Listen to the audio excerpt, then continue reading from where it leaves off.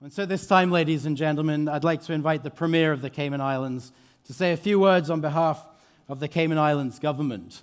The Honourable Alden McLaughlin, ladies and gentlemen, was first elected to the Cayman Islands Legislative Assembly back in 2000 and has been a legislator ever since. He served as the Minister of Education, Training, Employment, Youth, Sports and Culture from 2005 to 2009. And for his contribution to constitutional development in the Cayman Islands, Her Majesty Queen Elizabeth II awarded him with the MBE in the Queen's Birthday Honours in 2010.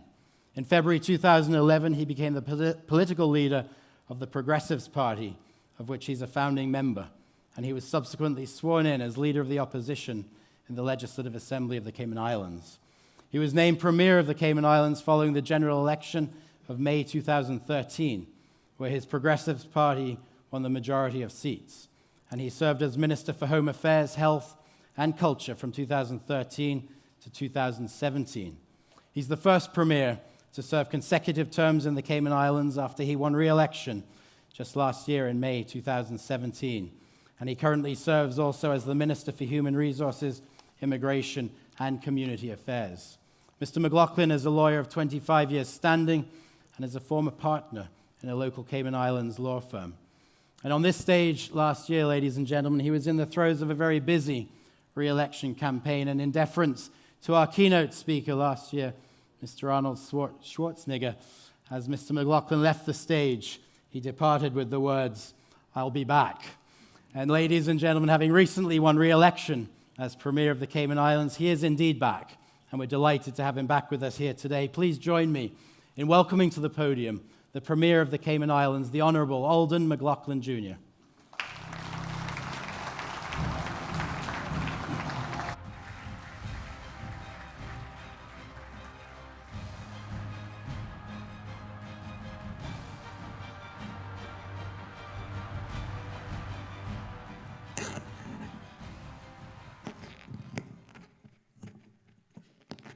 Thank you very much, Chris. Good morning, everyone. Good morning, everyone. All right, that's better. Chris, you always amaze me with your recall. You named all of the ministers who were present, including their portfolios. I actually developed the portfolios, the titles for the portfolios, and named the ministers, and often I can't remember who has what. So thank you very much. But with protocol having been established, I will skip that bit. And Chris, I am going to stop sending you a copy of my speech because you use all of my lines. I wanted to tell you about the "I'll be back" bit, but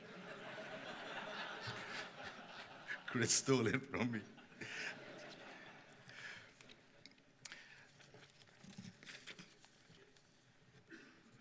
But to carry on where Chris left off, 1 year later, after a tough and hard-fought election campaign, I have to say it's definitely good to be back.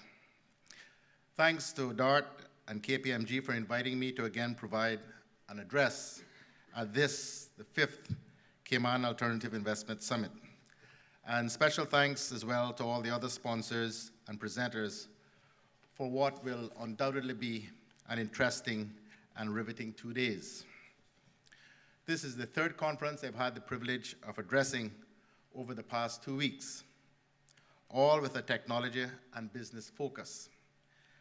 I have come away with a new appreciation for not only how fast business is being transformed by technology, but also the potential impact of technology on all aspects of human life, perhaps even causing us to question what it means to be human.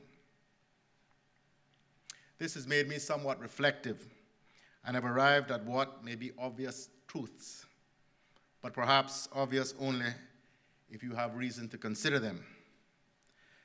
The first is that whilst the impact brought about by rapidly changing technology may be relentless, we cannot fear it.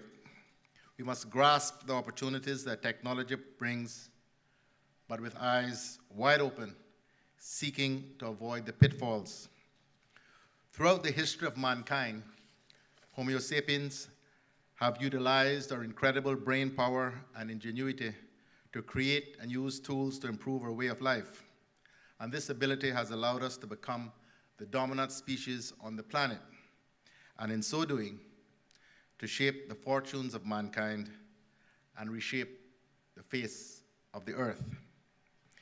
Today, technology is advancing at such a pace that we are now at the beginning of the fourth industrial revolution.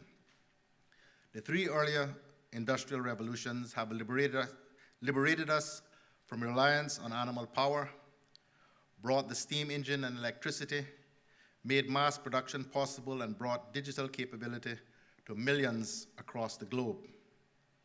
This fourth industrial revolution is fundamentally different because it comprises new technologies that are fusing the physical, digital, and biological, from 3D printing to artificial intelligence, driverless cars, automation and robotics, and more. We are seeing the unfolding of a new era that offers great potential promise about our future, as well as great potential worry.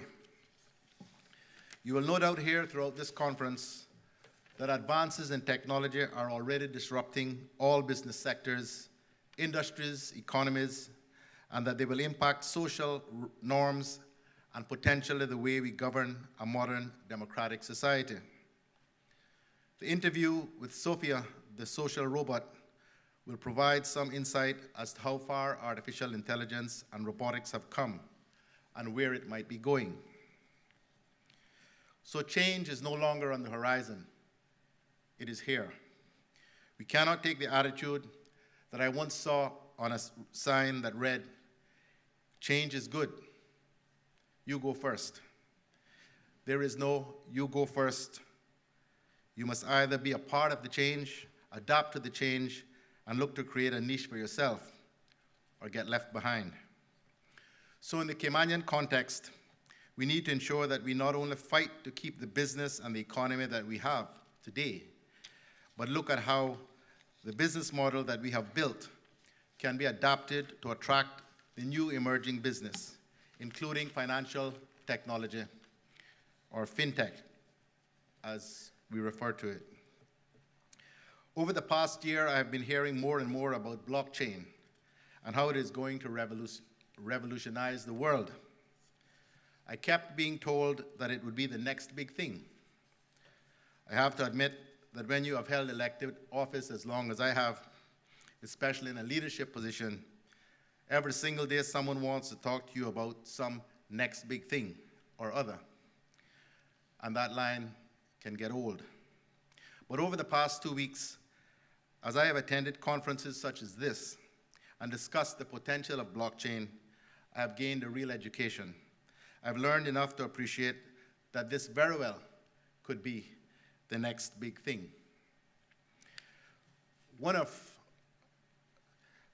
A group of young entrepreneurs that I dubbed the Blockchain Gang, who were here for a decentralization conference the week before last, helped me to appreciate that there are a very large number of very smart people working around the world who have moved blockchain technology from concept to reality in a very short period of time.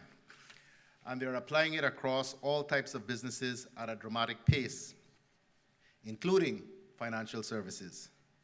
According to KPMG, global fintech investment in the first 3 quarters of 2017 alone was an impressive $21 billion. In the midst of this change, governments and regulators, including ours, are scrambling to understand what all of this will mean for finance, consumer protection, levels of taxation, and of course, future jobs and economic growth.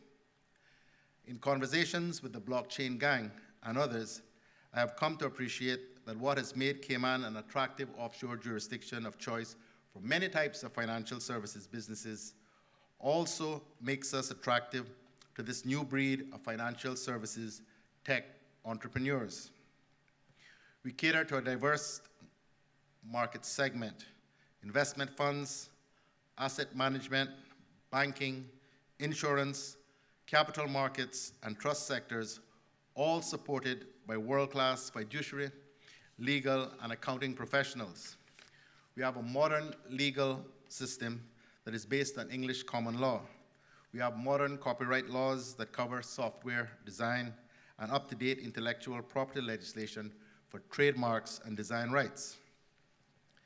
Add to the mix our tax-neutral status, our robust regulatory regime, excellent infrastructure, and quality standard of living, and you have what makes for an attractive jurisdiction in which to live and do business, whether traditional or digital. Blockchain entrepreneurs might wear sandals, jeans, and t-shirts instead of a suit, tie, and Oxfords, but they recognize a good business deal when they see it. And to many in the fintech space, Cayman represents an excellent jurisdiction to incorporate and from which to do business.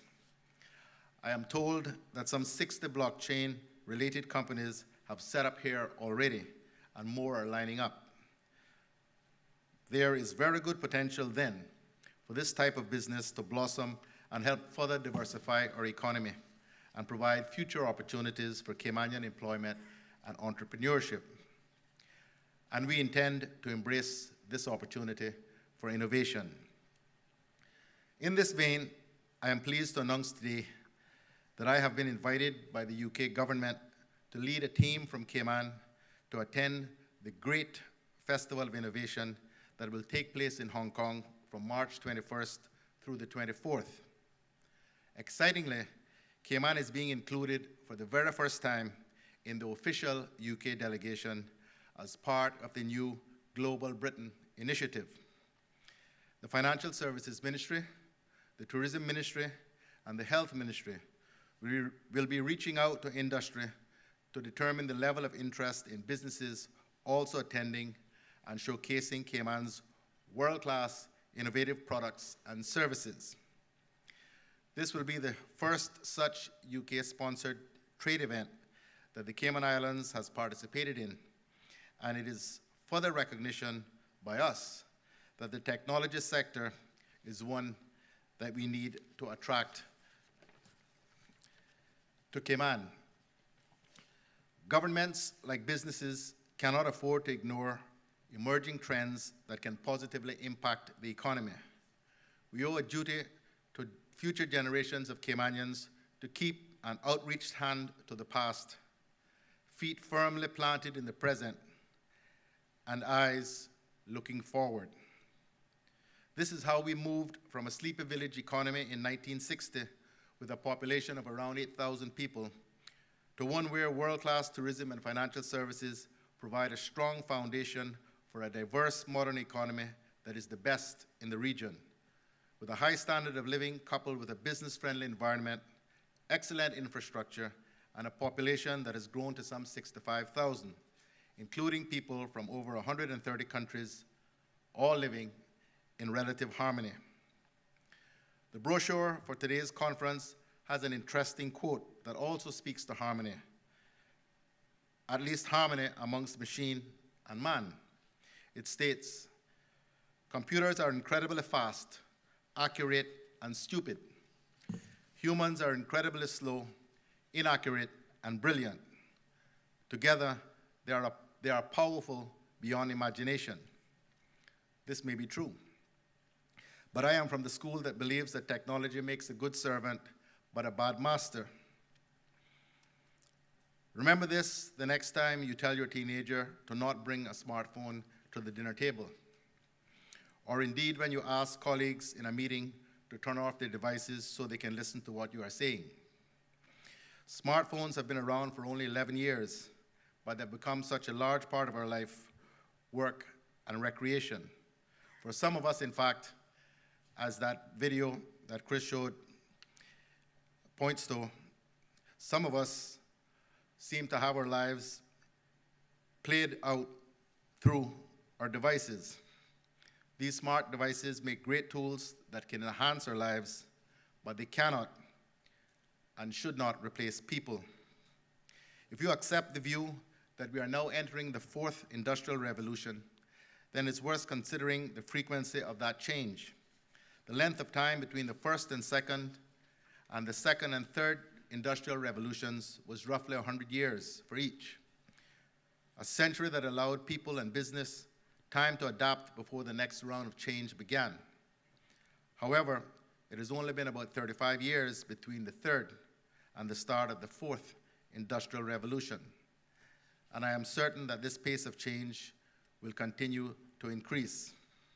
The question is, as we speed up, can existing businesses readily innovate and do so quickly enough to avoid going under? Perhaps. Time will tell. But what about people? Will people have time to be retrained or reskilled as the nature of work changes? Will our education and skills building models be able to quickly match the needs of the jobs of the future? Again, time will tell. But the answer will lie with how well the human creators of change ensure that their lesser fellow humans do not get left behind, molding the technology accordingly.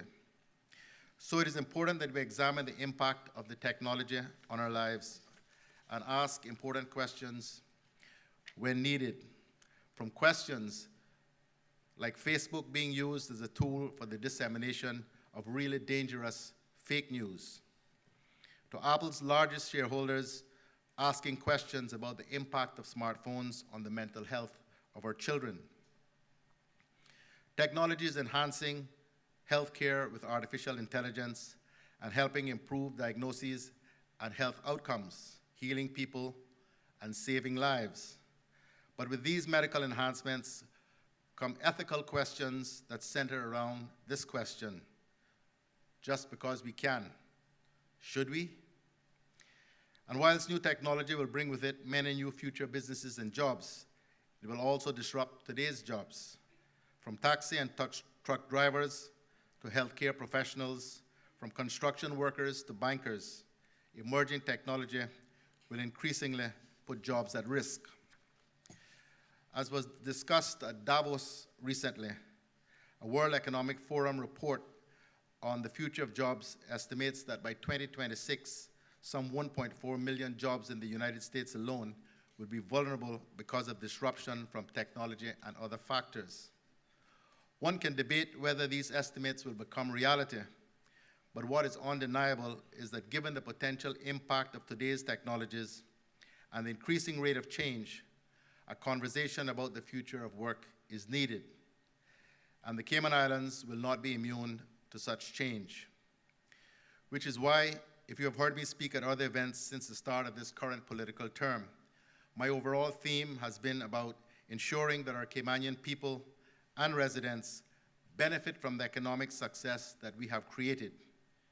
We will continue to create more successes on these three small gems, ensuring that my government continues to work with the private sector so that our three islands remain an attractive place to do business and grow the economy, not for business sake alone, but for the benefit of the people who earn a living either through ownership of a business or as an employee.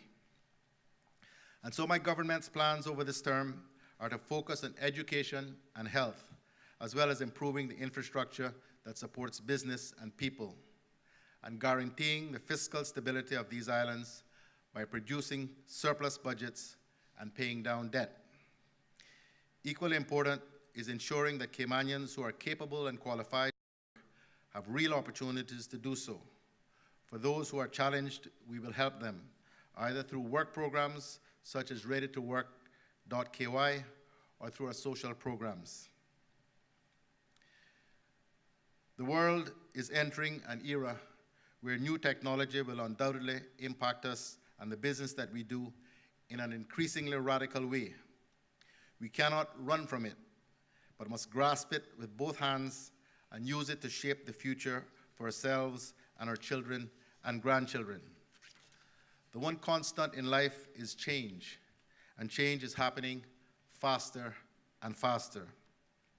It has been our ability to stay relevant to the needs of business that has enabled Cayman's economic success, and by extension, our ability to make the lives of our people better.